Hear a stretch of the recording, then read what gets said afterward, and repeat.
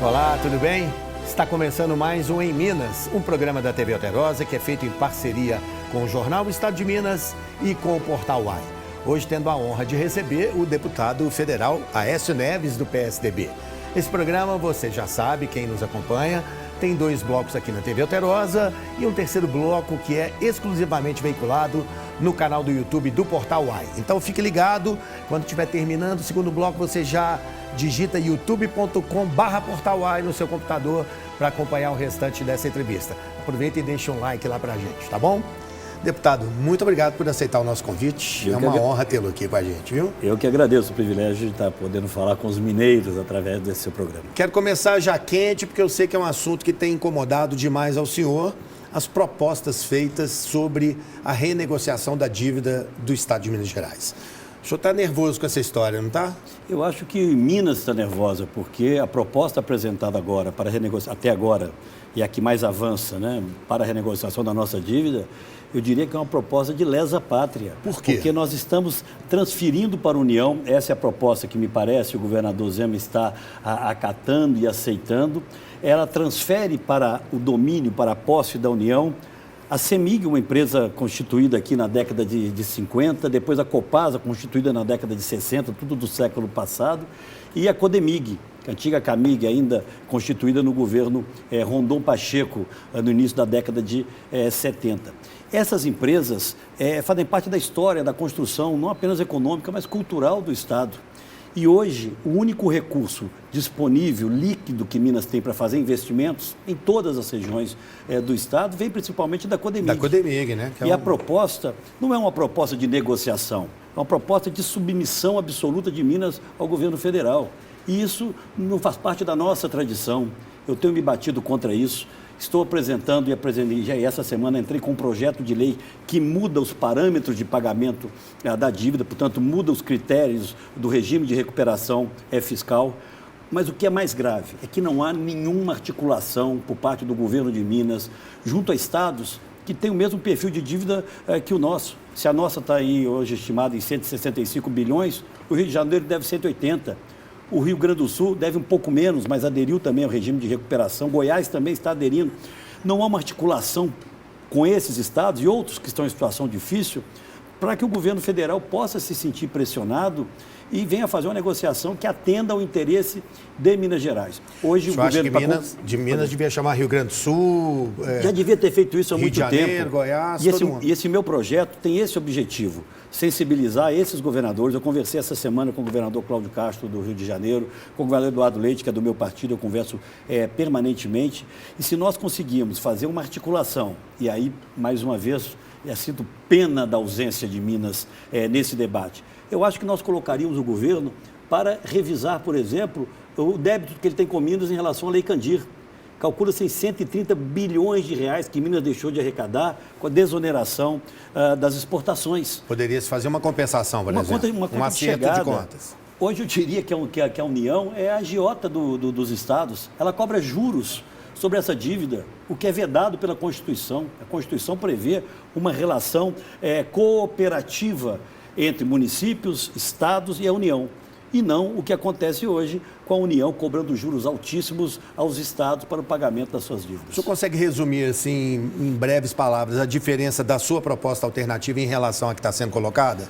Por que a sua é melhor? Muito rapidamente. A proposta colocada hoje, e avança-se nessa proposta, o que é mais grave, fica aqui esse alerta, ela transfere para a posse da União as nossas empresas.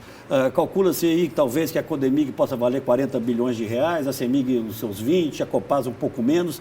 A União receberia essas empresas, passaria a gerir essas empresas sem ter qualquer expertise para isso. As empresas do setor elétrico que foram privatizadas lá atrás, todas foram vendidas depois na Bacia das Almas. Saneamento, a nossa Copasa, o governo federal nunca administrou a empresa de saneamento na sua vida. Uma coisa chega a ser esdrúxula. E nem isso resolve o problema da dívida de Minas, abate uma parcela da dívida. Na minha proposta, as empresas e, na verdade, os dividendos pagos por essas empresas ao Estado, que é seu acionista controlador, entram como garantia para o pagamento das parcelas da dívida, que nós estamos alongando dos atuais 30 previstos, no atual regime de recuperação fiscal, para 50 anos. Com isso, as parcelas diminuem. Hoje, nós pagamos IPCA mais 4%. Não tem sentido isso. Eu estou diminuindo para 2% nos primeiros 10 anos e depois zerando apenas IPCA. Voltando àquela tese, a União não pode cobrar juros dos estados. A União não é uma instituição... não é banco, né? Não é instituição financeira. Eu defendo ainda que o comprometimento da Receita, que hoje é em 13% para o pagamento das dívidas, diminua para 8%. Só 8% da Receita do Estado pode ser comprometido para o pagamento da dívida. Os estados precisam prover a saúde, a educação, a segurança, a infraestrutura. Do jeito que está, eu acho que essa proposta ela acaba por inviabilizar, aí sim, a gestão dos estados. Essa nossa dívida, ela tem um grande responsável? Ou ela é de... Não, foi o tempo. Eu acho que ao longo do tempo buscou-se negociá-la com a União. E ela veio crescendo quase que de forma vegetativa ao longo desses últimos anos todos. Mas agora chegou-se a um impasse. E a forma é um impasse que, a meu ver, compromete definitivamente o futuro do estado de Minas. Minas será um estado, se essa proposta vingar, pequeno, sem projeção política, sem força econômica maior, e aí sim dependente da União em praticamente tudo. Então é um momento de decisão, é um momento de Minas saber o que quer. E hoje, se nós nos juntarmos com outros estados que devem à União, eu acho que nós conseguimos pressioná-la, porque a União é frágil hoje. A União está hoje de cócoras para o Congresso Nacional, né, negociando tudo. Hoje o Congresso Nacional executa mais orçamento do que a maioria dos ministérios do governo do presidente Lula. Agora, e mesmo assim, eu não sei se o senhor concorda comigo, mas a bancada mineira também, anos seguidos, deu mostras de que não consegue se unir em torno de certos temas. Vamos pegar o metrô, por exemplo. É verdade. Nós vimos o metrô ficar aí, sei lá, 30 anos sem andar 1 centímetro. Tudo esbarrava na bancada, né, lá em Brasília. O senhor tem essa impressão também? Não, isso eu acho que é a responsabilidade da União. Não vamos esquecer que nos últimos 20 anos o PT governou o Brasil por 16. Por 14. 2 do Michel, 4 do Bolsonaro, não é isso? Então, nos últimos 20 anos... Por 14 anos foi o PT quem governou o Brasil. Essa responsabilidade é deles. O PT tem um discurso em relação a Minas Gerais oposto à sua prática. Não foi feito um investimento importante em infraestrutura no Estado nesses 14 anos em que o PT governou o país. As grandes obras, você vai se lembrar disso, as grandes obras feitas em Minas Gerais foram feitas no nosso governo. É aqui na região metropolitana, duplicação do Antônio Carlos, é a linha verde, é a cidade administrativa. Foi o asfaltamento de 229 cidades que não tinham ligação asfáltica. Isso foi feito no nosso governo, com recursos do Estado, com gestão eficiente, competente. A União, naquilo que era de sua responsabilidade, sempre virou as costas para Minas Gerais. Pode ter uma responsabilidade da bancada? Pode, mas ela é maior daquele que tem os recursos para fazer os investimentos, que é o governo federal. Deputado, vamos fazer um breve intervalo? Claro. Daqui a pouquinho, no próximo bloco, o deputado Aécio Neves vai avaliar o governo Zema e também o governo Lula. Um instante só. Vamos lá e voltamos já já.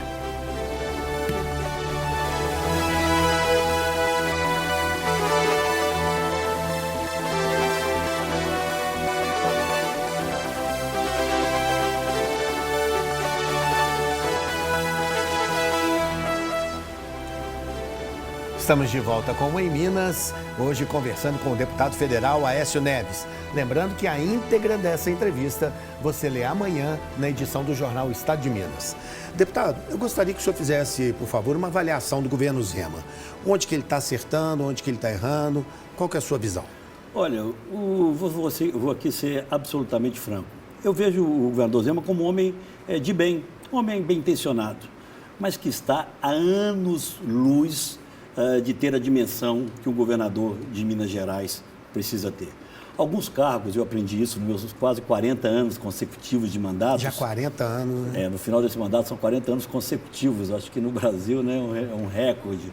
Mas existem algumas funções públicas cuja responsabilidade vai além daquilo que está ali previsto na legislação, na própria Constituição. E o governador de Minas é uma dessas funções. O governador de Minas não tem apenas a responsabilidade de cuidar das estradas, que estão sendo muito mal cuidadas, de melhorar a saúde, de cuidar da segurança, muito mal cuidada, porque ele tem a responsabilidade de influenciar na agenda do Brasil. quem mais do que o governador de Minas, o governador de São Paulo, por exemplo, tem capital político para influenciar nas decisões que interessam, em última instância, a nós próprios? E é uma ausência absoluta. Hoje, em Brasília, não se toma conhecimento das posições de Minas Gerais. Muitas vezes elas acabam sendo até caricaturadas, sabe? O que eu lamento. Eu torço por Minas antes de torcer por um partido político, né, para um grupo político. O que eu lamento é que, nesse primeiro mandato, o governador vendeu uma imagem de que Minas estava nos trilhos, Minas estava arrumada, e nós estamos vendo agora que Minas é governada por uma liminar. Porque na hora que essa liminar cair, que permite que Minas não pague as parcelas da dívida, né, o que acontece? No dia seguinte não se paga servidores. Eu fui governador por 8 anos, você se lembra. Eu paguei as parcelas da dívida durante os 8 anos do meu mandato e fiz as maiores obras de infraestrutura do estado de Minas Gerais. Isso é mágica? Não, isso é gestão. E essa minha proposta de renegociação da dívida, ela traz no seu capítulo final a obrigação de que os estados façam um rígido ajuste fiscal, que esse estado, nesse governo, não fez até agora, enxugando, sim, as contas públicas, os desperdícios, diminuindo o tamanho da máquina pública, dando exemplos para que possa cobrar exemplos de outros. Uma das críticas mais comuns feitas ao governador é a dificuldade dele de relacionamento com a Assembleia Legislativa, por exemplo, e também com as bancadas federais, né, no Senado e na Câmara. Olha, o governador se elegeu no momento em que nós vivíamos quase que a demonização da política no Brasil. E ele se elegeu com o discurso que eu não sou político, eu sou diferente dos políticos. O que fez um mal para o Brasil enorme, foi o que elegeu Bolsonaro também, né? Esse discurso de que nós somos fora da política. E aconteceu que ele viu a necessidade de se fazer política, mas não aprendeu a fazer a boa política. Minas é respeitada no Brasil até hoje, ou foi respeitada até hoje, pela capacidade que seus líderes tiveram de negociar em favor dos interesses de Minas, né? A gente costuma dizer que o mineiro é brasileiro até antes de ser mineiro.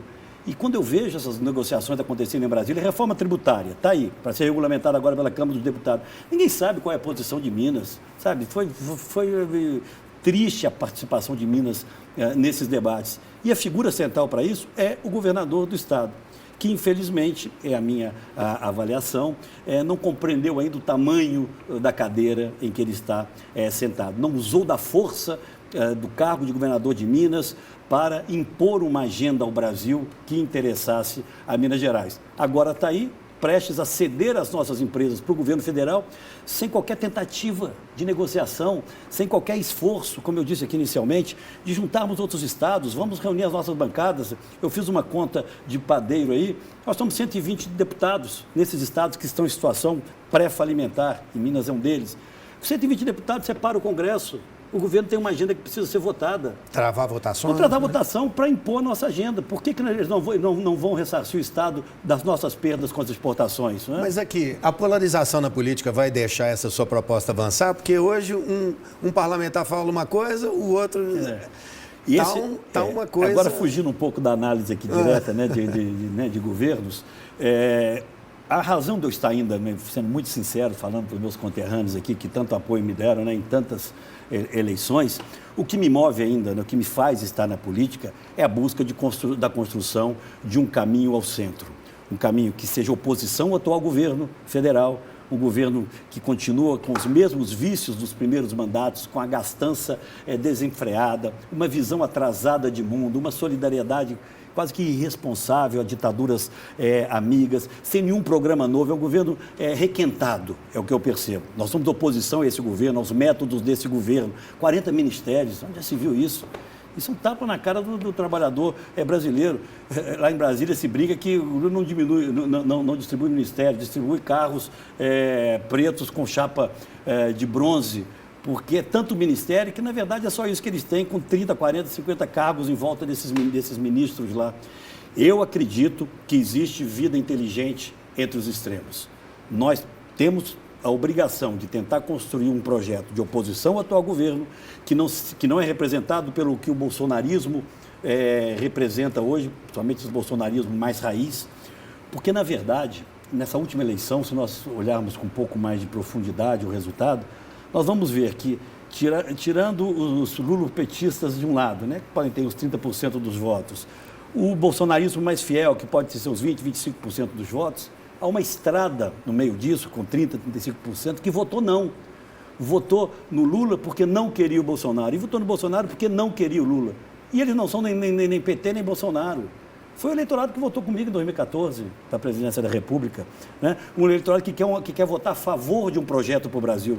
O Brasil merece que as pessoas voltem a votar em favor de um projeto de inclusão, onde esse radicalismo, esse ódio reinante hoje na política brasileira dê espaço ou abre espaço para uma construção mais generosa, com a gestão mais eficiente. Enfim, um projeto à altura das expectativas ou das esperanças dos brasileiros. Eu ainda acredito nisso. Nesse cenário que o senhor descreveu, o senhor ainda sonha, por exemplo, com a presidência da República?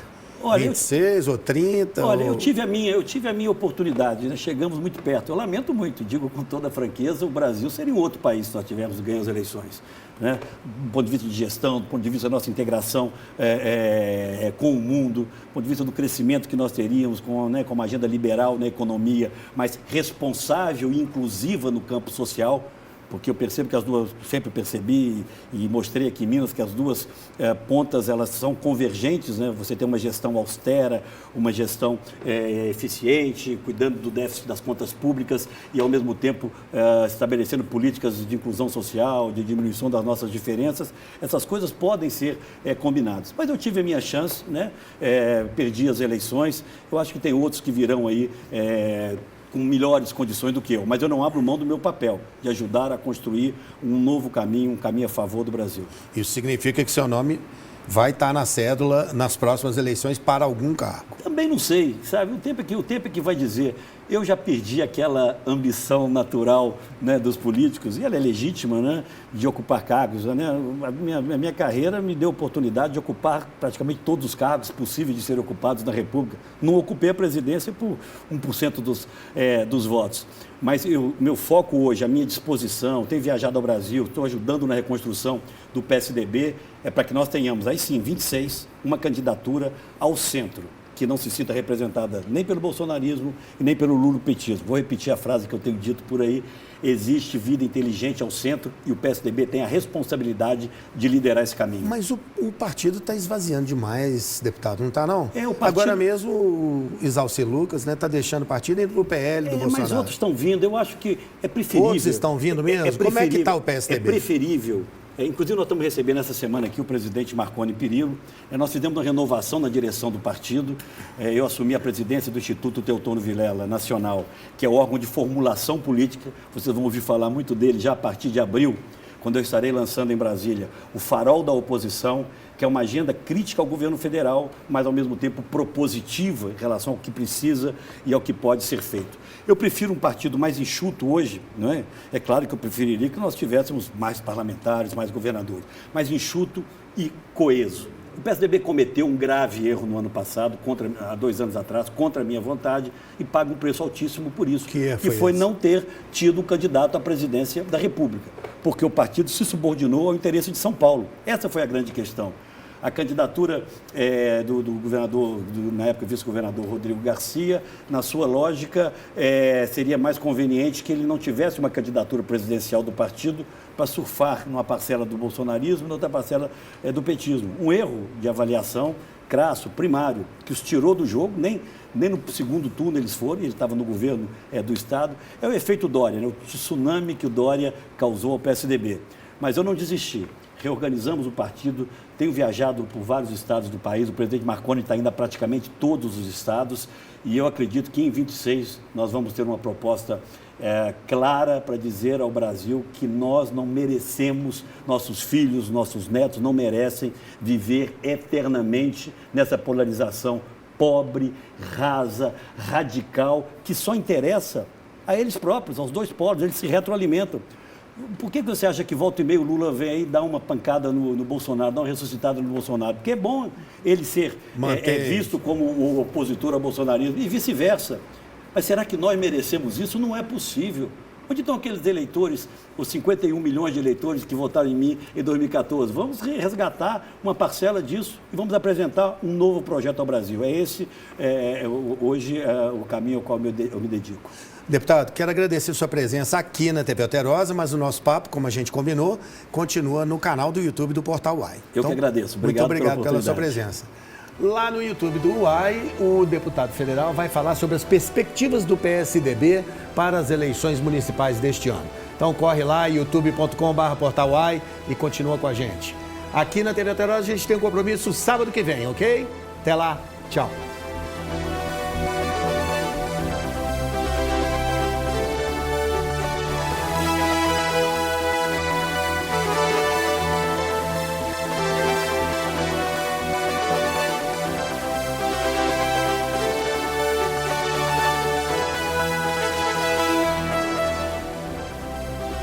Estamos de volta com o terceiro tempo do Em Minas de hoje, conversando com o deputado federal Aécio Neves.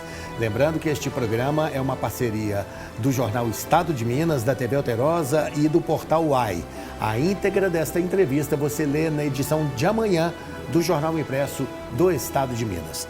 Deputado, o senhor comentou sobre o desempenho do PSDB nos últimos anos e eu queria lhe perguntar quais são as metas do PSDB para as eleições municipais deste ano. Vamos lá. O PSDB tem uma história no Brasil que mesmo os nossos adversários mais ferrenhos reconhecem. O PSDB é o responsável por debelar o mais perverso dos impostos que uma sociedade pode ter, que é o imposto inflacionário, porque ele pune exatamente quem menos tem condições de se defender. Foi o PSDB que iniciou os programas de transferência de renda com Bolsa Alimentação e Bolsa Escola, que viraram o Bolsa Família. Foi o PSDB que aprovou a Lei de Responsabilidade Fiscal, que implementou o SUS sob o comando do nosso Carlos de Moscone, nosso conterrâneo lá de Poços de Caldas. Foi o PSDB que reinseriu o Brasil na comunidade internacional de forma altiva, responsável. Então, nós temos muito orgulho da nossa história. Como todos os partidos, nós tivemos momentos também de muita dificuldade. Mas o PSDB, na minha avaliação, ele não pode ser mensurado, ele não pode ser qualificado pelo número de deputados, ou pelo número de governadores que tem, ou pela nossa bancada de vereadores, de deputados estaduais. Prefeitos. Ou de prefeitos. Não? Eu acho que não. Claro que nós queremos ter um número mais expressivo, né, de agentes públicos, de pessoas eleitas.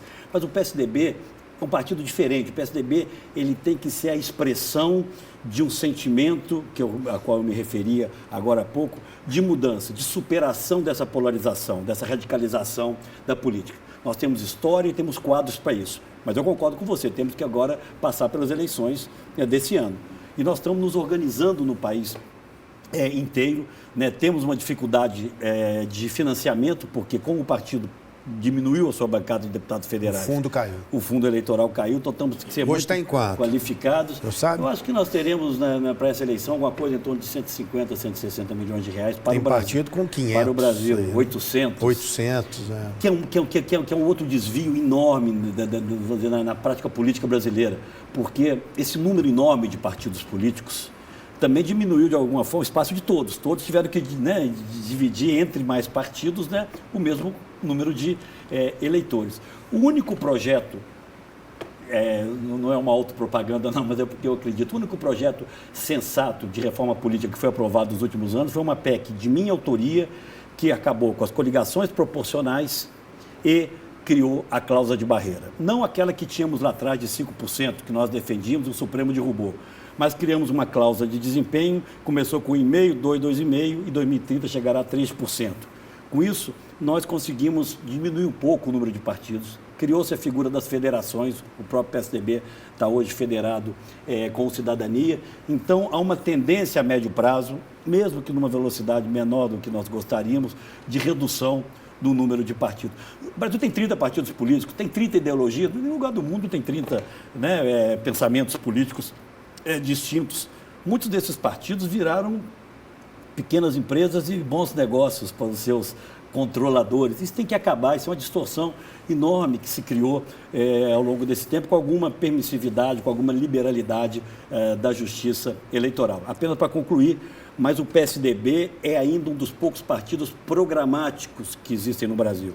porque a grande maioria desses novos partidos são todos pragmáticos. Eles estão em qualquer governo, apoiando qualquer governo, independente de ser de esquerda ou de direita. São partidos que seguem a lógica de eleger deputados, aumenta o fundo eleitoral para eleger mais deputados e aderir a qualquer governo. O PSDB não. Não, o PSDB quer defender um projeto para o Brasil, por isso nós somos oposição ao Lula, como fomos ao Bolsonaro. Mas arrisca o número. A meta para Minas, quantos prefeitos? Olha, nós temos hoje cerca de 80 prefeitos. Ainda somos um dos partidos com o maior número de prefeitos. Nós queremos manter esse número. Se nós conseguirmos, com essas dificuldades, manter algo em torno de 80, nós continuaremos a ser um dos principais partidos de Minas Gerais. E BH, vai ter candidato? Olha, essa é a discussão do momento, né? A discussão desses dias. O PSDB tem sido procurado por muitos atores da política, desde o prefeito até outros que fazem oposição ao prefeito.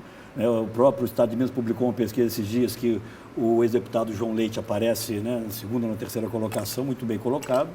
É um nome muito respeitado na política mineira e de Belo Horizonte, mas nós vamos tomar essa decisão com muita responsabilidade, pensando em 26. Qual é a lógica do PSDB hoje no Brasil? Construir alianças, não é impor candidaturas, mas construir alianças que podem significar o embrião de um apoio para 2026. Então, em São Paulo estamos buscando isso. Pode ser que nós façamos até ali uma aliança com a candidata Tabata, indicando o seu vice. No Rio porque lá a campanha tende a ser polarizada entre o candidato do Lula, que é o Boulos, e a candidatura do Bolsonaro, que é o do prefeito. Rio de Janeiro é a mesma coisa. O Eduardo Paes, que é meu amigo, foi tucano comigo a vida inteira, mas ele hoje é o representante do Lula no Estado. O PT briga para indicar o seu vice. Do outro lado, haverá uma candidatura anunciada do delegado Ramagem, que é a candidatura da família Bolsonaro. Eu não me identifico com nenhuma dessas causas. E nós estamos construindo uma candidatura ao centro e pode ser que o PSDB participe com o candidato a vice de uma candidatura ao centro. É um pouco aqui. Aqui tende a uma polarização também, embora o presidente Lula não tenha se manifestado ainda, e acho, minha opinião, que é estratégico, vai esperar até a hora certa, mas tudo indica também que podemos ter duas candidaturas polarizadas. Eu não sei se isso é um dado geral, mas eu recebi uma pesquisa esses últimos dias que mostra que 58% dos eleitores de Belo Horizonte rejeitam o apoio do presidente Lula. Então, esse é um sinal também que possa, de alguma forma, demonstrar por que o presidente Lula ainda não entrou para valer aqui na campanha. O prefeito Fuad, como você sabe, eu o repatriei. Fuad veio para Minas, ele estava em Brasília, ele veio para Minas para ser meu secretário da Fazenda no meu primeiro mandato, e no meu segundo mandato foi meu secretário de Obras Públicas. Então ele foi do PSDB, ele tem uma familiaridade conosco muito grande. Não deixa de ser uma possibilidade. Mas o deputado Paulo Biacchio, que é o presidente estadual do partido, é que está conduzindo direta e pessoalmente essas tratativas em Belo Horizonte. Deputado, o senhor foi presidente da Comissão de Relações Exteriores, não é isso? E Defesa Nacional da Câmara. Considerando esse fato, como é que o senhor tem visto a política externa, as relações exteriores do presidente Lula? Está indo bem ou está indo mal? Mal. Mal, e o Brasil tem tido muito pouca sorte na condução da sua política externa nos últimos anos. Nós saímos de um alinhamento ideológico conduzido pelo presidente Bolsonaro, à direita, que nos afastou de alguns mecanismos multilaterais. O Brasil se isolou, tanto aqui em relação ao Mercosul, quanto se isolou em relação à União Europeia, até na própria relação com outros vizinhos aqui da região. Vem o governo Lula, esse alinhamento passa a ser no campo oposto. O presidente Lula se alinha aos partidos de esquerda e, inclusive, sem qualquer constrangimento, a ditaduras amigas. Para mim é incompreensível o apoio que o presidente Lula dá, por exemplo, ao regime ditatorial do presidente Maduro na Venezuela. Eu estive lá. Quando Leopoldo Lopes, que era o líder da oposição, foi preso, eu liderei uma caravana de 8 senadores de vários partidos para visitá-lo na prisão. Nós fomos impedidos de caminhar por Caracas, nós fomos quase que empurrados para dentro do aeroporto, uma demonstração clara de qual regime que ali vigorava. e o presidente da República... O senhor estava na condição de parlamentar brasileiro? Eu era senador e chefe dessa delegação que foi à Venezuela para ver as condições em que os líderes da oposição estavam. Nosso carro foi atacado, pauladas, pedradas, uma coisa gravíssima que ocorreu naquela época. Então ninguém me contou, eu vi o clima que se vive na Venezuela. Agora, a Maria Corina, minha amiga, que era a grande líder da oposição, estava conosco nessa visita, foi impedida de ser candidata. E a palavra do presidente do Brasil, a maior das nações do hemisfério sul aqui, do nosso continente. Qual a palavra do presidente Lula? Não, de solidariedade ao presidente da Venezuela. Então, o presidente Lula é muito seletivo. Ele prega a democracia interna dentro do Brasil, quando isso lhe é conveniente, se apropria até do espírito democrático nesse enfrentamento com o bolsonarismo, mas quando sai do Brasil, ele é muito seletivo nas suas relações, passando a mão na cabeça de ditaduras, seja cubana, seja venezuelana, seja da Nicarágua e de outras nações amigas. Deputado, recentemente, acho que foi fim de fevereiro, o STF arquivou um processo contra o senhor por corrupção passiva. O senhor recebeu com alívio essa decisão? Como é que foi isso? Olha, eu fui vítima de uma das maiores armadilhas da vida pública brasileira nos últimos anos, que me custou muito, mas custou muito ao Brasil, porque me tirou do jogo político naquele momento. Todas as acusações que me foram feitas, todas sem exceção, foram arquivadas e a grande maioria delas a pedido da própria Procuradoria-Geral da República, que tem a responsabilidade de acusar, exatamente por eu não ter cometido qualquer ilícito nesses meus quase 40 anos de vida pública. Mas o preço foi muito alto, porque existia um projeto de poder em curso no Brasil. Em 2017, existiam 3 nomes citados para disputar a presidência da República. O presidente Lula, que acabou preso, o presidente que exercia o mandato depois do impeachment da presidente Dilma, que é o presidente Michel Temer, que sofreu 2 ações, 2 denúncias que levaram quase à perda do seu mandato presidencial e ficou acuado esses 2 anos do seu mandato, com aquelas 2 denúncias. E eu, que era o líder da oposição e que havia quase vencido as eleições em 2014. Nós 3, de alguma forma, por mecanismos distintos, saímos do jogo, porque existia, por parte de alguns agentes públicos, do Ministério Público, até do Poder Judiciário, um projeto de poder em curso. Demonizaram a política, uns foram condenados, outros absolvidos. No meu caso, não cheguei nem a ser julgado, porque os processos morreram por absoluta ausência de provas. É claro que isso deixa uma dor muito grande, pessoal, familiar, mas não me abate, ao contrário. Hoje eu posso dizer de cabeça erguida que tenho quase 40 anos de mandato e não respondo nenhuma ação de improbidade. Ao contrário, tenho uma vida limpa e honrada que continuará servindo aos mineiros e aos brasileiros. Para essa pergunta que eu vou fazer agora, não vale falar da dívida de Minas. Se o senhor voltasse a ser governador do estado, qual seria a sua prioridade 0? Não, dar voz a Minas novamente. Lembrar ao Brasil que Minas existe. Falar duro, falar alto em defesa dos interesses de Minas. O resto é consequência. Deputado, muito obrigado pela sua presença aqui no Em Minas com a gente. Foi uma honra tê-lo aqui com a gente, viu? Grande abraço, eu que agradeço essa oportunidade. Obrigado. Parabéns pela qualidade do programa e da entrevista. Tamo junto, boa sorte, viu? E a você que nos prestigiou com a sua audiência, muito obrigado pela sua presença aqui com a gente mais uma vez. Nosso compromisso, semana que vem, aqui no Em Minas. Um abraço.